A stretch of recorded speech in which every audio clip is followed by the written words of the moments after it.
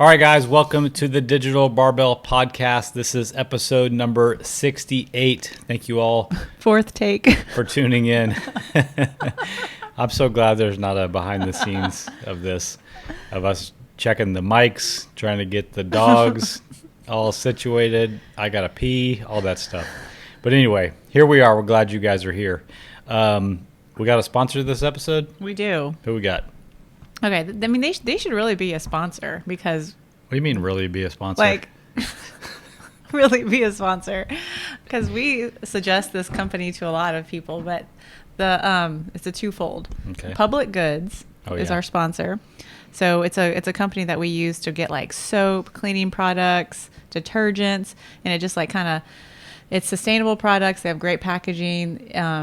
It's animal cruelty free, all the good stuff about the products. And they take this, they simplify like the buying process. Like every container is just like white packaging, black letters, looks great. There's no like choices. It's like, if you want a shampoo, here's our shampoo. If you want a detergent, here's our detergent. Anyway, so we use this a lot in our house, and we have guests, and they always like the product, and they end up getting it. But yeah, we should get a kickback on that. Specifically, the sponsor today is the Public Goods dish soap. Why the dish soap? You guys might have to weigh in on this, but Jonathan is claiming an injury where he can no longer cook a meal, fix a plate, or wash a dish. He's claiming an injury. So if you saw one of our earlier podcasts, this kitchen was built for a woman who was like 6'2", so the countertops are high. Yes. And I don't know if that has contributed to his injury, but I'm fine. I'm a little shorter than you, and I'm fine. Or if he's just playing me or what. But the guy can't do a dish anymore. He's claiming an injury. He can't cook. He can't do a dish. Yeah. So I'm using a lot of Public Goods dish soap is the point of all this. I'm on the injured reserve from dishwashing and cooking.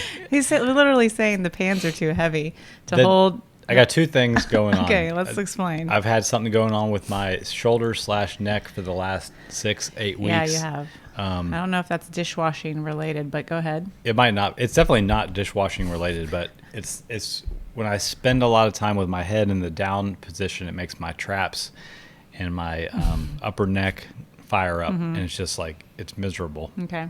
So staring down at the pan of eggs for 5 minutes is not beneficial. And I know a lot of it comes down to posture and using my computer so much. Yeah. But anyway, so that's what's going on with that. Okay. And then I have a case of tennis elbow that's creeped up in my left arm, and when so this is both arms now are affected. It's all on the left side, okay. pretty much. So I mean, I could be doing this on the right side, but I don't want to. I don't want to aggravate that side. It's all I got left. So holding the pan while I'm washing it triggers that muscle that is that tendon that is sore from the tennis elbow. All so right. This is very specific. So if you want, he has actually seen a doctor next week, but he could say like, so it's specific to like stirring eggs, to the washing pots, feeding the dogs, mopping the gym, doing the weed eating. There's very specific things that aggravate it. What do you? What's my diagnosis? What's left? Your diagnosis is laziness. Here's 2 pills. Okay. Call me in the morning. Well, I want to do something different this week, something new. Hopefully we can make it a weekly thing, but we're going to call it Win of the Week. We're just kind of looking back through our clients from the week. And when I say our clients, I'm talking about us and our coach, Haley, and just pulling somebody out who had a really good week and kind of celebrating with them. Love it. This is actually a comment that Haley's client, Leah, left on an Instagram post of ours. She's doing both training and nutrition with Haley. So here's what she said. She said, I'm eating more of the, quote, off-limits food than ever. I used to skip carbs at lunch and dinner thinking they were the problem, and that I would end up binge eating unhealthy carbs at night and on the weekends. In fact, now my daily calorie intake has gone up and my weight is going down. So that's a big win. I know that Haley has worked a lot with Leah on the mindset side of nutrition, where a lot of the battles are won for sure. And really what Leah's talking about here is when we go on like a super restrictive diet, some will be overly restrictive a lot of times. Like she was talking about, she would avoid carbs at lunch and dinner thinking they were evil. And then when that wore off, she gave in and then ended up eating more carbs and probably really highly palatable junk foods at night than she would have eaten if she had just had a normal portion of carbs at lunch and dinner. So it's not necessarily that she's eating less calories and losing weight. Yes, that is happening, but it's not because we're not like tricking thermodynamics or anything like that. It's just that she's fueling her body in a more appropriate way that's keeping a balance. So she's not just going crazy because of this restriction. And she needs that fuel for the workouts that she's doing and the training side. That's right. So that's a win of the week. Really proud of it. the progress that she's made. Awesome so to both Leah for the progress she's made and Coach Haley. Yep. Good on you. Yeah. So we've got an episode of Q&A for you today. We put a thing up on Instagram and got some Q's that we're going to blast through. If you guys have any for upcoming episodes, I will put a link in the show notes for you to submit future questions. So go check it out. All right. Are you reading all these today? I'll read them all and we can just decide who answers them on a whim. Okay. We don't have answers prepared, so let's do this. Let's just go. All right. All right, question 1. I've been getting a tingly feeling in my fingers when working out. How can I get rid of it? It's been 3 weeks. Well, first off, you got to get your wife to start doing the dishes and all the cooking. Yeah, this is perfect. You want to say anything about this? So this is something I have some experience with. I figured. A tingly feeling is usually indicative of something going on with a nerve. That's what usually causes these like kind of electric feelings that maybe you get in a muscle from time to time. And do you say he's feeling it in his fingers? Mm-hmm. So when working out, but yeah. Yeah. So in cases like this, usually we try to look upstream of where the sensation is feeling from, where you're feeling the sensation. So since he's feeling it in his fingers, we got to look at the wrist, the elbow, and then the shoulder. And I'm not pretending to be able to diagnose this person over the internet here, but there's something dysfunctional going on in one of those joints that's potentially putting some pressure on a nerve. And it could be something as simple as just overusing that joint. Like we got to look at his training and see, are you doing too many bicep curls? Are you doing too much overhead? Have you irritated something in there that's now putting pressure on a nerve? Like the shoulder joint in particular has a lot of things going on in there, a lot of like connective tissue, and it's all happening in a very tight space. So it doesn't take a whole lot of inflammation in one of those areas to cause this kind of thing. So number one is to isolate it down to the joint that's causing it. Yeah, I would suggest that they take some more notes as they're feeling this. Like when not just like saying when working out, but when working out, like what specific movements are you starting to feel it? And then make that list. And then you can start to like take some time off of those movements, see if that helps it. Yes. And also see along those same lines, like figure out if there's a load that you can, like if you can reduce the weight that you're doing, but keep the movement the same and that sensation goes away. Yeah. Work in those weight ranges until it heals on its own and then slowly build back up. Okay. But figuring out where it's coming from is priority number one. Don't try to push through it. Right. All right. What else you got? All right. What piece of equipment is next for the garage gym? Ooh. So I would say we just got a cool piece of equipment that Jonathan got me for my birthday. What's Actually, the official name? Got that for you. Yes. I don't want to steal the credit. What's the official name of it? It's like it says BC on the side. That's Brett Contreras. Okay. He invented it. It's called just like I think it's just called the glute bench or something. Glute bench. Okay. Yeah. It's really cool. It's almost like one of those soft boxes, like if you've ever jumped on a soft box. It's made out of that material, so it's very sturdy. But it's two sides like a triangle and then a flat piece. Yeah. So it's meant to when we do the elevated hip thrust, like you can put your back on it. It doesn't tip over. It doesn't slide, and then you can do the barbell hip thrust or dumbbell hip thrust. Awesome for that. I've also been using it as a bench because we only have one bench in the garage. So if we're each doing bench press or dumbbell bench press or barbell bench press, it's great for that. I've also done like jump overs with it because it's just like a padded box. There's if you were to like trip on it, there's way less risk of injury, falling on something that's padded versus like a wooden box or something. So I find it very useful. I love it. Yeah, it's way more stable than trying to do glute bridges or hip thrusts up against a bench that you have weights. But like I said, it also has a couple more uses, which I think it's a handy little piece to have in the gym. I like it a lot. So is there anything else that you want to get? I have something that I want to get. What? I would like to probably sell our GHD and get a ski erg from Concept to take up about the same amount of room. Yeah, it'd be cool to have. I would just like, since we have an outdoor-ish gym, I would just worry about like deterioration. It'll get dusty. That's not for sure. Dusty, just if it, everything kind of rusts out here. Yeah, but if you never our use barbells one are of taking these, a beating. it's like picture a Concept 2 rower that's in the stored position upright. It kind of looks like that, but at the top it has 2 handles attached to cables that you can do a skiing motion with. That's why they call it a ski erg. So it works your lats a ton. Yeah, that'd be cool. Yeah, it's another piece of cardio equipment. Right, Like, just give you more options. Yeah. Not a huge fan of running, so it's good to have something other than biking and rowing. Yeah. To do also. Our friend Carlos really is a ski erg Have you ever priced fanatic. them? Are they around the same as a rower? Yeah, like they're all around that $1,000 $900 or $1,000 range, which is why we don't have one yet. Yeah. But that's maybe we can get like $700 for the GHD. And yeah, I mean, we have the GHD. I love the GHD for honestly for hip extensions. Speaking of the nerve, it triggers something in my hip when I do the actual GHD sit-ups, and I get a nerve pain in my left. It goes straight through my left quad, like electric feeling. So I really try to minimize. I don't really do sit-ups on it. I love it for, like I said, hip extensions and stuff, but back extensions, but I don't really use it for what it's intended for. Yeah. I think neither one of us are big fans of that. I've never put GHD sit-ups in a client's Yeah, not many people have them. Even Yeah. at the gym I didn't have one today. No, just at the house. Yeah, just at the house. Yeah. Yep. Yeah. All right. Cool. All right. What was the question? Oh, yeah. What's the next piece of equipment? Okay. What is something you know is important, but you still struggle with implementing? That's a good question. You got anything in mind? You can go first. I gotta think. For sure, this is, for me, taking time away from work, honestly. Okay.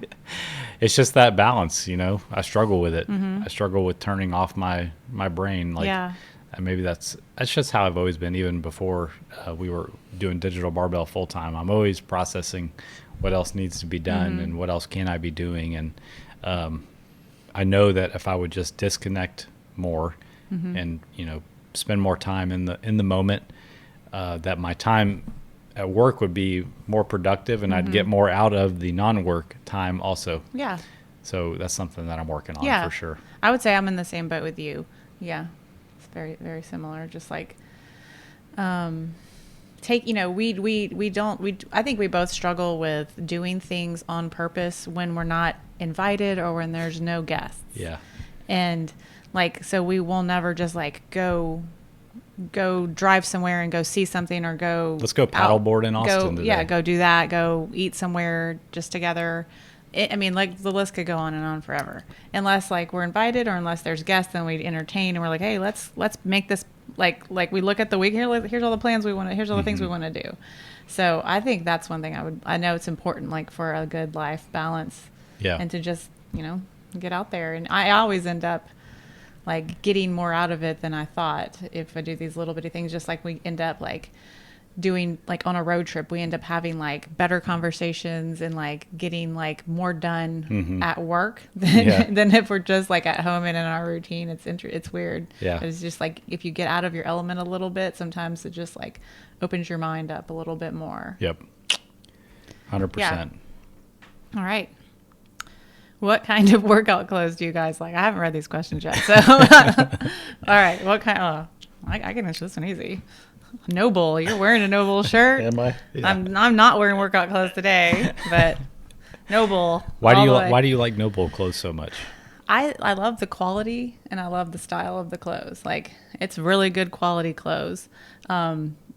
I've had pieces for years and years and years and still wear them. Same thing with the shoes, honestly. I was just commenting, we were putting some pictures up on our website and I was wearing the same shoes I still train in. And I'm like, we took these pictures in 2019 and I'm still training in these shoes. And, sometimes that's a long time for a pair of shoes. It really is. But do their workout pants and shorts last longer than any others, or how do they compare to other brands like Lululemon and stuff? I mean, I think Lululemon is a solid brand as well. I have some Lululemon stuff that's pretty old and it holds up in the wash and everything. So I would say it's just as good. You've also bought some other brands over the years. I would say what have you been disappointed in? Let's call them out here on the podcast. I don't like calling anybody out. I don't think they're listening. I didn't love the Gymshark shorts. I returned them all. They didn't have a good fit. Like they didn't get the elastic right around the leg. It like squeezed your leg in too tight, and I was like, this, number one, doesn't feel good, doesn't look good, nothing's going right here. I did try some Born Primitive shorts. Those are really good. Those are my staple for shorts right now. And then you get a lot of your clothes off Amazon. No. My mom has bought me a few like of their like sports bra type things. Didn't you have Those some are good cute. luck with some like generic stuff that isn't very expensive? Since Noble I is like the not in that American camp? Apparel shirts. Oh yeah. Yeah, that's a brand. I guess I like plain. I like that. I guess that's the thing. I like plain stuff. That's not too bold. Even like the shirt you're wearing, it's like a blue Noble shirt with a light blue logo. It's not like in your face. Mm-hmm. Like here's my logo. So I think I like either solid colors or a shirt like that. And then your second favorite is our own clothing that has our logo on it. We'll see if we ever get them. I pretty much only wear the Noble shorts now Yeah. to train in, since I've got 3 or 4 pairs of them over the years. They look the best on you. Yeah. Sometimes when you wear the other ones, I'm like, come where you wearing that? I used to wear a lot of the 511 tactical shorts. They were, I don't know how, there was a store in Houston of theirs that I went in and they had a sale or something. But and looking back, like I don't really like the way I look in those shorts, and they weren't that great for training in either. They have a big fluffy waistband. Yeah, look, it's like the old ones that like Rocky used to wear. He looked good in those though. He did. So yeah, the Noble, like I think they're like a 9-inch inseam training short. Those are solid. I like their pants for the men too, like the winter training Yeah, pants. I actually forgot I have a couple pairs of those because we're not breaking them out pretty soon. We're not here. in Boise anymore. And then I guess most of my T-shirts are either just generic T-shirts or I have a couple of the Noble ones. But we were rocking Noble since like long 2014 or long 2015, time. I want to say. Yeah, it's been solid. Yeah, and then shoes, like I have every kind of shoe. My favorites are. He's tough on shoes. He has a very flat foot. Yeah, I just destroy shoes too. But for sure, my favorite shoes have been the Reebok Nano Flex Weave 8. Unfortunately, they don't make it anymore. I'm hoping they bring that style back. But I'm gonna keep wearing my beat up ones until they fall apart. So Reebok used to have the sponsorship for CrossFit. They just lost it to Noble, but I did see that Reebok still is going to make the Nano, and they're coming with like a oh man, I completely forgot. It's going to be like a theme. They're going to release the Nano with like a theme, like a jungle theme or something like that. I can't remember. Jungle's not right. Anyway, I'll have to look it up anyway. Yeah. All right. Like a nature theme or something. Yeah. Like it'll have mountains on it, maybe. I don't know. Something like that. Anyway. All right. Stay tuned next week for an update on the Reebok theme shoe. Okay. Man, we talked about clothes for a long time there. There goes our people just dropped off during that one. If you're still here, let's get another question. What's something you do every day for your personal health? That's a great question. I would say that I think we both, but I make sure that I move around enough every day. Like today, for example, is going to be our rest day from working out. So after we record this, we're going to take the dogs for a nice little long walk because I like to make sure that I move some every day, whether I'm working out or resting. Makes you feel better mentally. It does. Physically. Yeah, exactly. I get like foggy headed or something if I don't feel like I've moved not that day. Yeah. Yeah. You're a lot more pleasant to be around than you. Thank you.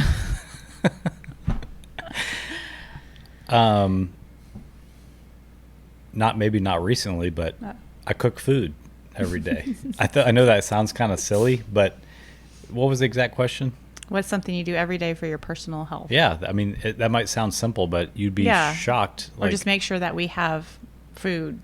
Yeah, make sure we have good. I make sure we have good food options available for our health every day. Because if you don't do that deliberately, you're going to end up making choices that you don't want, and then that becomes your habit, and then it's like having to rely on someone else to prepare your food or make your food choices for you. Yeah. Yeah.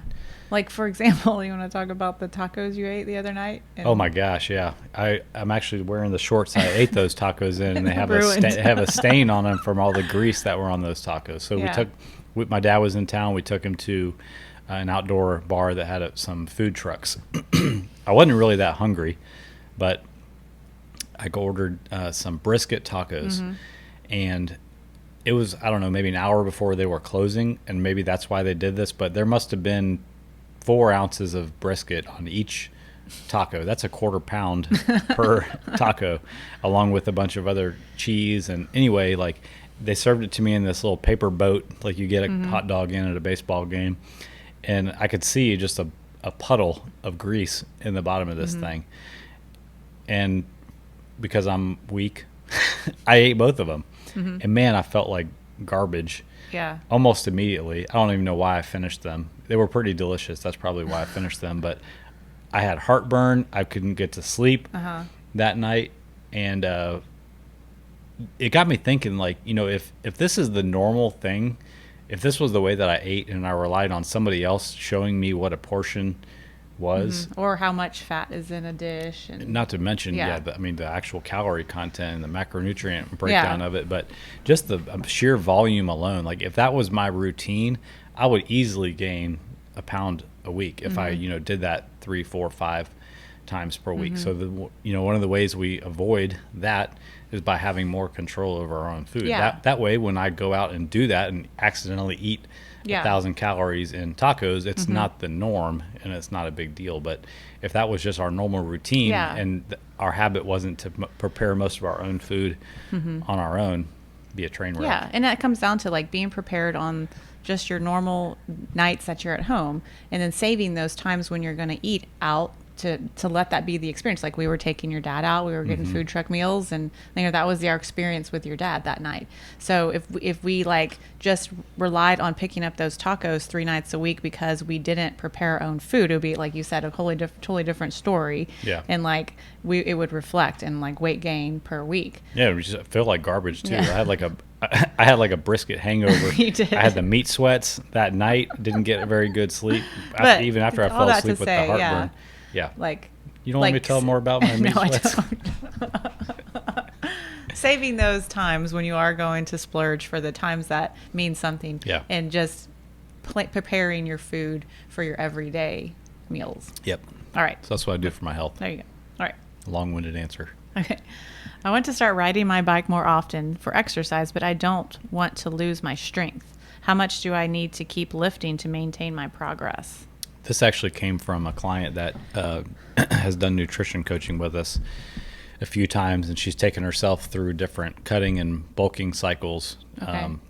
And she's done her own training, and now she wants to, lay off the weights for a while, enjoy the nice weather, and ride her bike more, but she doesn't want to lose the gains that she's made. So we have a really long article about this that I'll link to in the show notes about how to maintain your strength when you don't have access to a gym. But we get into it and talk about like, well, what really is required to maintain both your strength and your muscle size during a time where you either don't want to train or you can't train.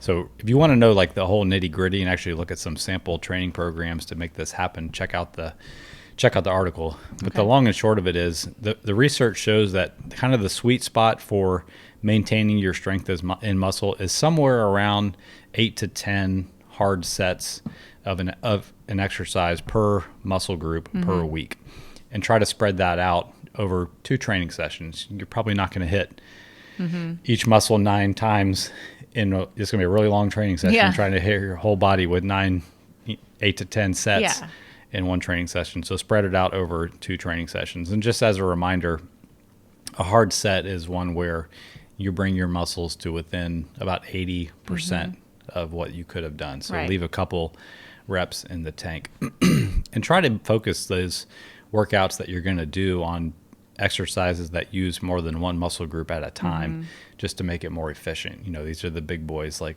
squats and deadlifts and presses, and load them in a range, in a weight that allows you to get somewhere in the 5 to 12 rep range. That's the short answer. If you want the long answer, check out the blog. Okay. Can you link that for everybody? I will. Awesome. All right. Great question. Yeah. She's awesome. What is the hardest part about online coaching? The hardest part. I mean, it's a great job. Yeah. Do you have an answer? I'm trying to think. What's the hardest part? I think my answer would be just something that kind of ties in with the other answer, is that because you're working online, and we're working from home. Maybe this would be different if we didn't work from home. It's just kind of like turning it off after a certain quote business hour or on the weekends.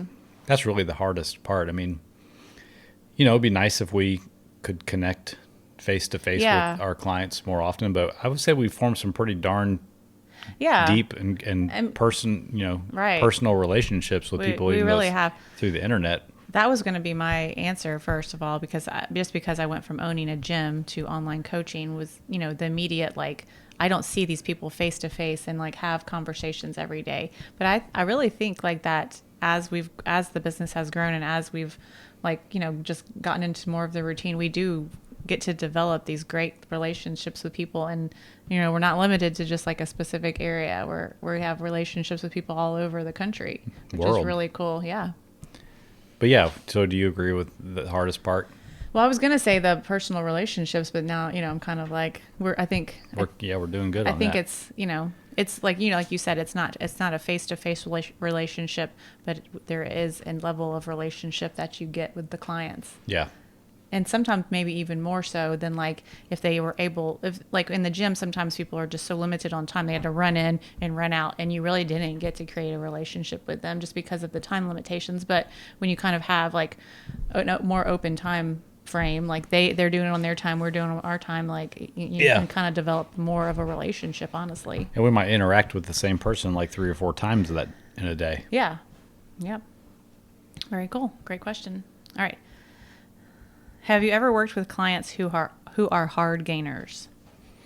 Absolutely. You want to explain what that is? So a hard gainer is really somebody who has a hard time putting on weight and or muscle. If you've ever seen the diagrams of like the different body types, like ectomorph, mesomorph, endomorph. These are the ectomorphs, like the kind of mostly tall, kind of lanky people who just grow up kind of thin.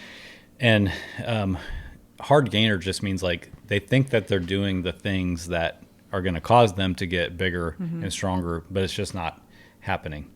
And I love working with these people because they get in their mind that this is just how they are and they're not going to be able to change. Yeah. But really what it comes down to is they're not doing the right kind of training in the right amount of volume, and they're not eating enough consistently.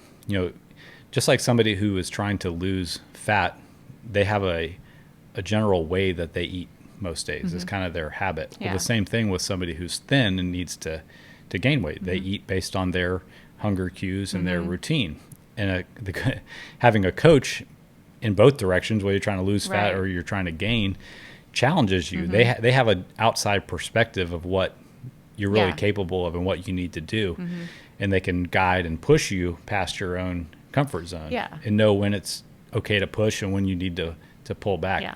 Just because like we've talked about before, in both situations, the body adapts to what you eat. So if you're overeating, the body adapts to those many calories. If you're undereating, the body will adapt to that many calories. Right.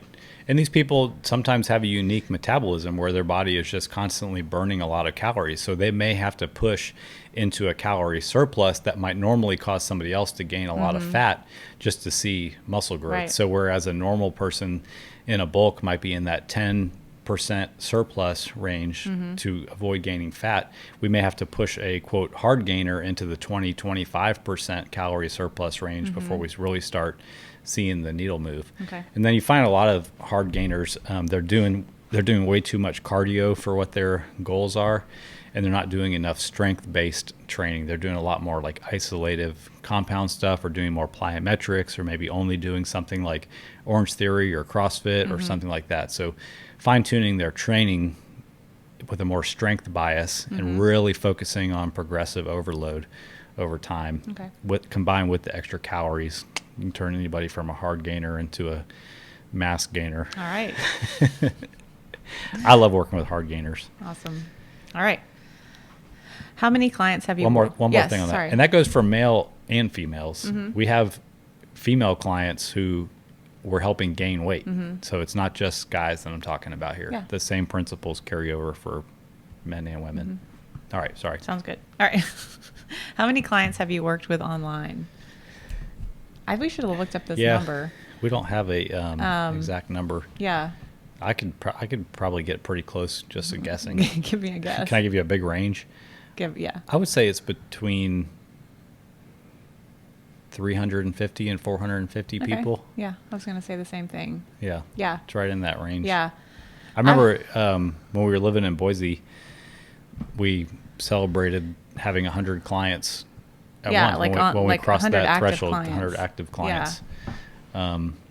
And man, like, we don't keep all clients forever. That's not the goal. We want to teach them, educate them, let them move on. But we still, every month when we do anniversaries, the list of people who have been with us 1 and 2 years, I know, it's really awesome, grows, which is really cool. Yeah. So we hang on to them and keep adding more. It'll be 1,000 before we know it. I know, it's really cool. Yeah. I recently had to, it's on our website, but I had to do something for the number of coaching hours, and that's a pretty cool number to see grow. Mm-hmm. I think it's like in the close to like a little over 5,000 of like hours, both between like all the coaching I've ever done in person in the gym and then online. Yeah. So it's cool to watch those two numbers just grow. Yeah. And grow and grow.